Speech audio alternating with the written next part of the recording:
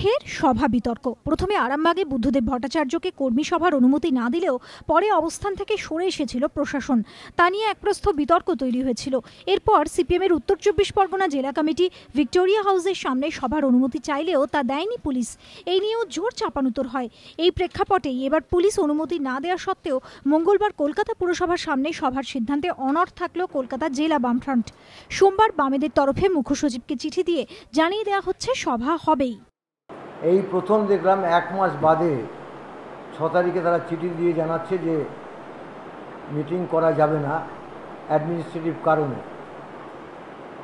আমরা এই সভা করব, আমরা লেফট ফ্রন্টে আজকে আবার আলোচনা হয়েছে, ঠিক হয়েছে এই সভা আমরা করব।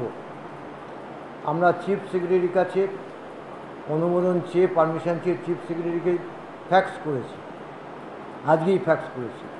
যাবতীয় বাধা সত্ত্বেও সভা হবেই বলে জানিয়ে দিয়েছেন বামফ্রন্ট চেয়ারম্যান বিমান বসু। সভা হবে, সে কিভাবে হবে, সভা হবে তাৎক্ষণিকভাবে, যেভাবে সভায় সভা হবে, সব জায়গা থেকে মানুষ আসবে, ওখানে জড়ো হবে, সভা হবে। যদি পুলিশই কোনো অত্যাচার করে, সে অত্যাচার ফেস করতে হবে।